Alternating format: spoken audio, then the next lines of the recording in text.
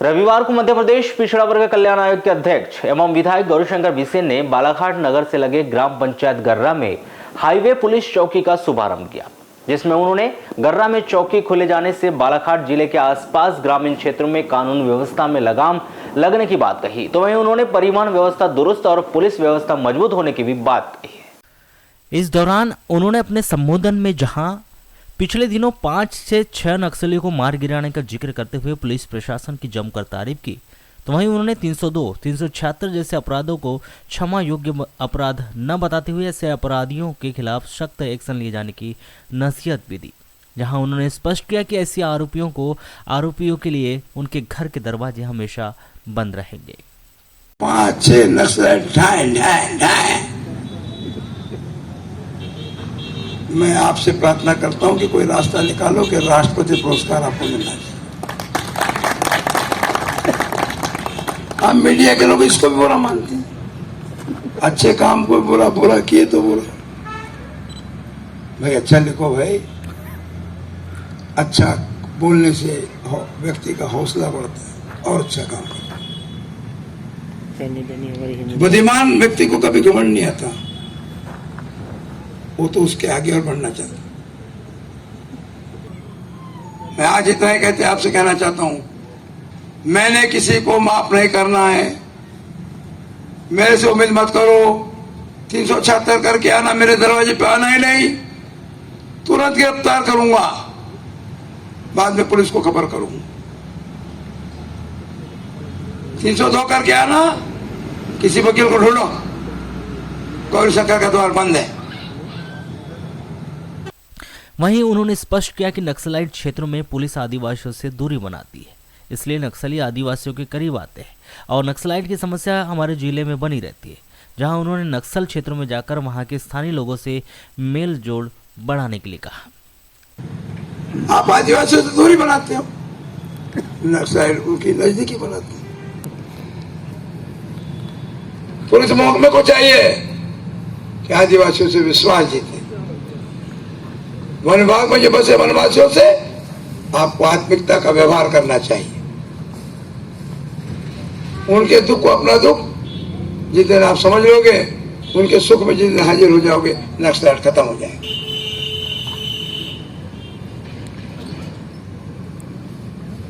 कुछ लोग तो चाहते हैं नक्सलाइट जिंदा रहे, हमारी रोजी रोटी चले। वास्तव में जितना इच्छा सकते हो, आज हिंदुस्तान का मध्य प्रदेश एक जिला कलंकित है नक्सलाइट से, बालाघाट। मैं अच्छा नहीं मानता, तो कलंकित मानता, लेकिन मैं विश्वास से बना हूं। नरोत्तम जी मिश्रा, माननीय नरोत्तम जी हमारे होम मिनिस्टर, अमित जी शाह हमारे होम मिनिस्टर भारत सरकार, और जिस दिन हमारे डीजीपी ठान लेंगे, यहाँ का नक्सलात खत्म हो जाएगा, नेस्तनाबूद हो जाएगा। हमको उनके बीच में जाना चाहिए। हम लोग बीच में एक गांव गए थे। आप सब लोगों से मेरी प्रार्थना है, चाय ठेला, पान दुकान, अनावश्यक इधर उधर खर्चा न करके वनवासी क्षेत्र में जाके जरा कम्बल बांटिए। उनके बीच में जाके कुछ सब्जी उब्जी ले जाइए, कुछ मुर्गा फुआ ले जाइए, नाश्ता करें। मैंने एक परिवार को केकड़े की सब्जी बनाते खाते देखा जब मैं कसंगी गया। मैंने पूछा तो बोले नाले में बेटा चट्टान को उठाते हैं, केकड़ा मिल जाता। और सुन के दुख हुआ, जो स्वयंसेवी संगठन की महिलाएं जाती हैं, उनकी सब्जी ला लेती हैं पर पैसा नहीं देती। उनका दिल आपसे ज्यादा बड़ा है, आप बड़े हो पर उनसे दिल आपका छोटा है। ये मेरे सामने घटित घटना, अपने मन से कुछ नहीं लगा रहा। वहीं अपने संबोधन में विधायक श्री बिसेन ने एक बार फिर जिला परिवहन अधिकारी पर भड़कते हुए वे नजर आए। इस दौरान उन्होंने आरटीओ कार्यालय को कार्यालय नहीं बल्कि भ्रष्टाचार की दुकान बताया। तो वहीं उन्होंने 50% से अधिक ट्रैक्टर ड्राइवरों के पास लाइसेंस न होने, उनके बीमा न होने पर ऐतराज जताते हुए शिविर लगाकर ड्राइवरों को लाइसेंस और बीमे का इंतजाम करने की बात कही। तो वहीं उन्होंने पुलिस की चालानी कार्रवाई पर वरिष्ठ पुलिस अधिकारियों को इंगित करते हुए स्पष्ट कर दिया कि केस बनना समस्या का समाधान नहीं है, बल्कि केस नहीं बनाकर इनको लाइसेंस देना ही समस्या का समाधान है। लेकिन मैंने उस दिन भी कहा था, क्यों नहीं आप ड्राइवरों के लाइसेंस बनाते? वो आरटीओ से मैंने कहा था कैंप लगाओ लालगंज में, कहां गए आरटीओ? 50% से अधिक ट्रैक्टर वालों के पास में ड्राइविंग लाइसेंस नहीं है। 50% से अधिक ट्रैक्टर वाले बीमा नहीं करते। खेती के नाम का बीमा करो ना भाई, कौन रोक रहा है? कौन कर रहा है? लोक वाह का करो, निजी वाह का करो, कृषि का करो। मैं आज के अवसर पर अपने पुलिस अधीक्षक से कहना चाहता हूं, पूरे जिले में अभियान चलाइए। केस बनाना समाधान नहीं है, केस नहीं बना करके लाइसेंस देना समाधान है। मैं प्रयास कर रहा हूं, जिस तरह से 7 हमारी जो कमिश्नरों में, जब मैं एग्रीकल्चर मिनिस्टर था, 50 ट्रैक्टर ट्रेनिंग के 3 महीने के कोर्स के संस्थान खोला था, हमने अपने बालाघाट के लिए मांगा है। हो सकता है मुझे बहुत जल्दी अनुमति मिल जाए। मैं नरेंद्र तोमर जी के पास जा चुका हूं, मैंने कमल पटेल को प्रतिलिपि भेज चुका हूं। यदि मैं मिनिस्टर रहा होता, आज मैं आपके पास में बात नहीं होता, आपको दिखाया होता। 50 एक बैच 3 महीने की, साल भर में 4 बैच 200, 5 साल में 1000 ट्रेन ड्राइवर निकलते। और ड्राइविंग लाइसेंस का जिस दिन ड्राइवर ट्रेनिंग करता उस दिन लाइसेंस प्राप्त करता। कैसे आरटीओ में भ्रष्टाचार होता है?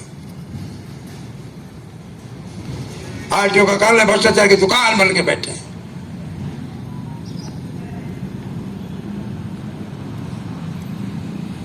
जो सरकार में बैठे होंगे उनको क्या लगता है मुझे भी नहीं मालूम, लेकिन मैं सरकार में भी हूं और अर्ध सरकार में हूं। ओबीसी आयोग पिछड़ा वर्ग कैबिनेट मंत्री का दर्जा है, इसलिए मेरी भी जवाबदारी है कि मेरी सरकार ठीक से काम करे।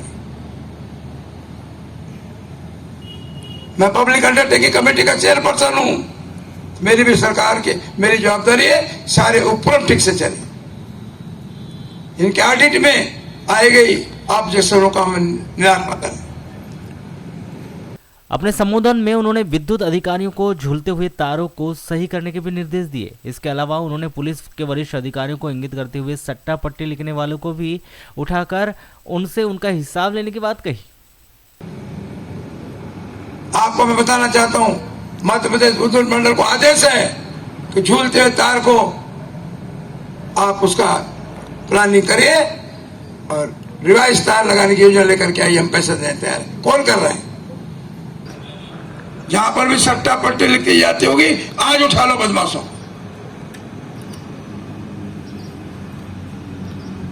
जहां पर क्रिकेट का सट्टा होता होगा, मैंने 2 नाम बताए 2 दिन पहले, विजय डाबर को पता लगाओ, उठा लो।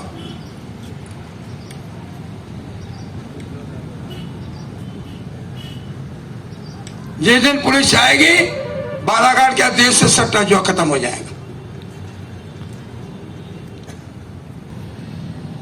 कई हमारे आदिवासी जिनको बोलते नहीं आता, बहुत से लोग जिनको लिखते नहीं आता, आपके मुहर्रिर को उनके भाव के आधार पर लिखना चाहिए।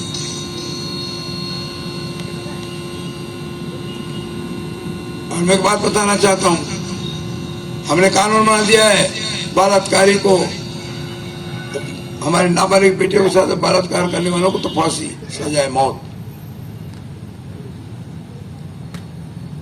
मैं आज आपको वचन देता हूं, इसके पहले भी दे चुका हूं, जीवन में कभी 302 वाले के लिए कहने नहीं आऊंगा, जीवन में कभी 376 वाले की सिफारिश नहीं करूंगा। छोटे मोटे अपराध के लिए समाज में कहने की परिस्थिति बन सकती है, लेकिन 2 अपराध अक्षम्य है।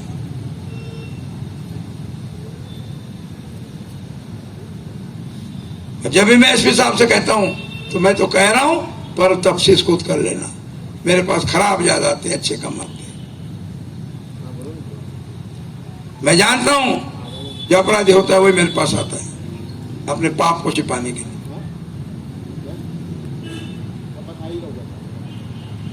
जिसे मेरी आपसे व्यक्तिगत मानता है और व्यक्तिगत आग्रह है, ऐसा पुलिस प्रशासन देना कि बालाघाट का नाम मध्य प्रदेश के 52 जिलों में नंबर 1 होना चाहिए। सड़क किनारे बस खड़ी करने को लेकर उन्होंने यातायात थाना प्रभारी शैलेंद्र सिंह यादव पर भी जमकर भड़ास निकाली, जहां उन्होंने आईजी को इंगित करते हुए यातायात थाना प्रभारी श्री यादव को नोटिस देकर सड़क किनारे बस खड़ी करने वाले मामले में जवाब तलब करने के लिए कहा। तो वहीं उन्होंने स्पष्ट किया कि यदि वे सही से काम नहीं करते तो उन्हें हटा दिया जाए। जहां तक ट्रैफिक पुलिस का प्रश्न है, यदि यादव चाहे तो ट्रैफिक क्यों नहीं ठीक हो। मैंने यादव जी को बोला ये बस थोड़े आगे जब जाओ लालबाग रोड पे खड़ी है, दस्तूर कर दी, वही बस खड़ी। मुझको फीडबैक दे दिया, बस हट गई। क्या गौरी शंकर अंधा समझता है यादव? क्या गौरी शंकर पांगड़ी का गोंड है? क्यों नहीं हटी बस? आज ऐसा पूछिए उनको नोटिस दे करके।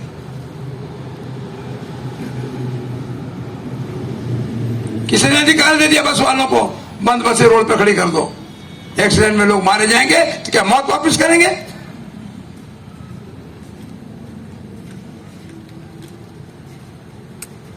ये ठीक से काम नहीं करते हटा दीजिए, तो उसे किसी को ट्रैफिक में दीजिए।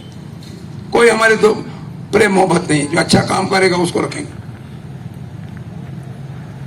हफ्ते हफ्ते में ट्रैफिक अधिकारी बदलिए, चंदी लगा लेते हैं। वहीं अपने संबोधन में उन्होंने अच्छा काम करने वाले के साथ हमेशा खड़े रहने और बुरा काम करने वालों के लिए अपने घर के दरवाजे बंद होने की बात कहते हुए स्पष्ट किया कि गौरीशंकर बिसेन किसी रेखा बिसेन या मौसम बिसेन का नहीं है। जो सच्चाई का साथ देगा उसके साथ वे हमेशा खड़े रहेंगे। आप बुगाते मतलब ना, मैं गौरीशंकर बिसेन किसी रेखा बिसेन का नहीं, किसी मौसम का नहीं। मैं तो सच्चाई का हूं, ईमानदारी से काम करेगा उसको। इस दौरान अपने संबोधन और मीडिया से चर्चा के दौरान उन्होंने उनके भतीजे विशाल और वैभव बिसेन पर भी जमकर निशाना साधा, जिसमें उन्होंने स्पष्ट किया कि वैभव और विशाल से उनका कोई रिश्ता नहीं है। जहां उन्होंने लोगों को दबाव देकर गुंडागर्दी कर लोगों से टैक्स वसूलने की बात कही, तो वहीं उन्होंने पुलिस के वरिष्ठ अधिकारियों से कहा कि वे वैभव और विशाल को मेरा भतीजा ना समझे। जहां उन्होंने गर्रा चौक पर विशाल बिसेन के द्वारा बनाए गए ढाबे को भी अतिक्रमण कर किया गया निर्माण बताया। तो वहीं उन्होंने उक्त भूमि को अवैध तरीके से हासिल करने का आरोप लगाया है। इस दौरान उन्होंने गर्रा चौक से हटाए गए अतिक्रमण को लेकर तहसीलदार राम बाबू देवांगन की जमकर तारीफ भी की। जब मैं 85 में विधायक बना तो लगभग स्थिति ऐसी थी, लेकिन बाद में परिवर्तन ऐसा कुछ हुआ, उसमें हमारी भी गलती है कि आज हमारा यहाँ पे सरपंच नहीं है। जो दोनों लोग उम्मीदवार थे वे हमारे पार्टी के नहीं थे और सरपंच के योग्य दोनों नहीं थे। उनको तो सरपंच पद पे लड़ने का अधिकार भी नहीं होना चाहिए, इस तरह के हिस्ट्री सिस्टम। लेकिन वो उनके फॉर्म रह गए, मैंने तो डिजाइन उल्टा कर दिया। और यहाँ पर पंचायत में गुंडागर्दी का आलम है, लोगों से पैसे लेकर के दबाव देकर के टैक्स लिया जाता है। निर्माण का अत्यंत ही घटिया किस्म का है। कई बार जांच के लिए हमने भेजा, लेकिन आप जानते हैं जांच करने आने वाले भी मुझे लगता है ईमानदारी से जांच नहीं करते। तो मैं आरोप के साथ कह सकता हूँ कि जांच एजेंसी ठीक से जांच नहीं की। जिस स्थान पर ढाबा बना है यहाँ से थोड़े दाएं जाने पर, वो भी अवैध अतिक्रमण है और गलत ढंग से किसी की जमीन को खरीदा गया है। मैं आज प्रेस के माध्यम से कहना चाहता हूँ कि पुलिस का विभाग, राजस्व विभाग, सभी विभाग विशाल बिसेन को और वैभव बिसेन को मेरे भतीजे न समझे। मेरे रिलेशन में जरूर जन्मे, लेकिन मेरे से उनका कोई पॉलिटिकल न सामंजस्य न कभी रहेगा। उनके विचार, उनके हाव, उनके काम करने का तरीका हमारे राष्ट्रवाद पे काम करने वाले बीजेपी के लोगों से कभी मेल नहीं खाती। जिस तरह के उनके संस्कार हैं, उसकी जितनी निंदा की जाए कम है, शब्द कम पड़ेंगे। समय मैं वर्क नहीं करना चाहता। इसलिए मैं कर्रा से इस बात को पूरे जिले को, प्रदेश को कहना चाहता हूँ, न मेरा विशाल बिसेन से कोई संबंध था, न है, न रहेगा। न वैभव बिसेन से कोई संबंध था, न है और रहेगा। मैं बदले की भावना से काम नहीं करता, लेकिन जो लोग जैसा बीज बोंगे वैसे फसल काटेंगे, उसके लिए उनको उपस्थित रहने की आवश्यकता पड़ेगी। अभी चौक के ऊपर बड़ा जो अतिक्रमण था उसमें भी इनका बड़ा योगदान था। लेकिन हमारे राम बाबू देवांगन जी ने, जो हमारे तहसीलदार हैं, हमारे केसी बुप्टे जी ने, हमारे पटवारी साहबान ने नाप किया तो आपने देखा कि करोड़ों की भूमि यहाँ हमने प्राप्त किया। यहाँ पर फ्रंट साइड में 2500 से 5000 रुपये स्क्वायर फीट का जमीन है। कलेक्टर गाइडलाइन में भी स्थिति है, मुझे लगता है करोड़ों की भूमि को खाली की। आप आगे जाए पिरसोले में अवैध धंधे होते थे, पान ठेला, चाय का दुकान तो सीमित है, लेकिन कोई असली हरकत होगी